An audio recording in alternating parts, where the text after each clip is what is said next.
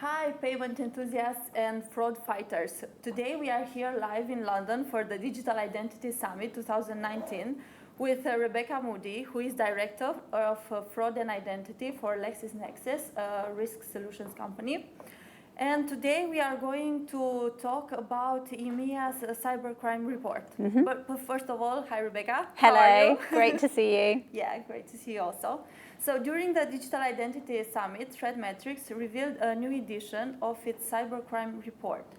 Could you please share with our readers, our viewers, the main findings of the new EMEA Cybercrime Report 2019? Yes, absolutely. Yeah, so I've been lucky enough to work on the Cybercrime Report for the last 3.5 years. Today we released a new edition of the Cybercrime Report, which was specifically focused on EMEA. And it was looking at attacks from our network between January and March. And the three key findings from the report were the evolution of mobile, both in terms of reward and risk, the evolution of networked fraud attacks, and also the kind of complex interplay between automated bot attacks and human-initiated attacks. Okay. So in a way, you kind of anticipated my next question regarding the evolution. How has the cybercrime landscape evolved since the last edition? Because from what I know, this cybercrime report appears every year, I think quarterly. Yeah, so we actually do the main report twice a year now. And in the intervening quarters, we do a regional report. So we usually produce 4 reports a year, but yes, you're right, around quarterly. And I suppose if I could pick out 2 things that have changed over the last year, I think the evolution of mobile fraud has been a really big story for us. So although in the network we see that mobile transactions are still safer than desktop transactions by about 5 times, we are starting to see this evolution of mobile fraud. So for example, we see the presence of mobile bots in the network. We've also seen some mobile remote access attacks. And it feels to us like as consumers are kind of shifting their behavioural patterns towards mobile and towards transacting on a mobile device, fraudsters are also following suit. So that's kind of the first trend that I'd pick out. The second trend that I think is most interesting about this report that we haven't really showcased before is this concept of networked fraud. So our assumption has always been that fraudsters are operating in networks, that they're operating across multiple organisations within our network, but it's something that we haven't until now really been able to prove. What we've shown with the analysis in this report is not only that fraudsters are operating across multiple organisations within our network, but also across multiple different industries within the network. So the same fraudster is going to, say, a telecoms industry and a financial services industry. And we were actually able to, in this report, showcase the path of that fraudster through the UK banking network was the example we gave in the report, and actually track what they did at different stages in each organisation. Okay. And since you mentioned the example, now let's shift the conversation on some real-world examples. Could you briefly present the anatomy of fraud attacks? And please don't forget to mention about Jane and Sid.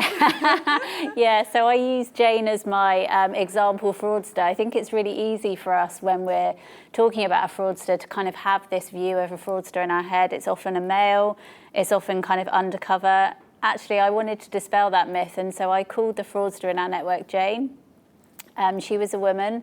And so this was an actual fraud attack that we saw in our network operating across the UK banking network. So it was across 4 financial services industries and 1 money transfer industry. And what Jane actually did was she started off at Bank A. She took out a number of new account creations. She performed some logins. She then moved on to Bank B. At Bank B, she did some slightly more suspicious transactions. So she actually logged into an account and tried to change the details on that account. Now, Bank B then flagged that as a kind of high-risk scenario and actually blocked that transaction. She then went on to Bank C, Bank to Bank B, performed a number of further transactions, and gradually over time we were starting to build up a picture of Jane as actually quite a dodgy character. Now, we're not quite sure what happened at that point, whether Jane changed her kind of modus operandi of fraud attacks, or whether the money transfer company that she went to didn't have a kind of blocking policy in place. But actually, she went to a money transfer company and succeeded in making a number of login transactions, and moved some money, transferred some money, and made some payments at the transfer company. She then went on to some of the other banks, back to Bank B, back to Bank A, and actually gradually over time, as she worked this kind of UK banking network, the UK banks kind of built up more and more context to Jane that she was actually a high-risk user and started blocking more and more of her transactions.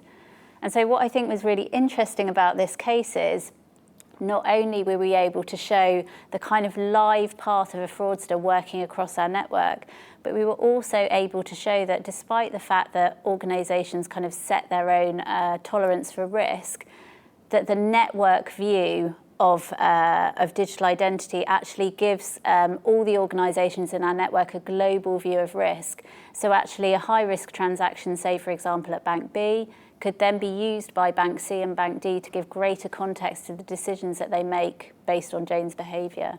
So it's a really, really interesting, rich story for us, and one that we're certainly going to look at in the next report.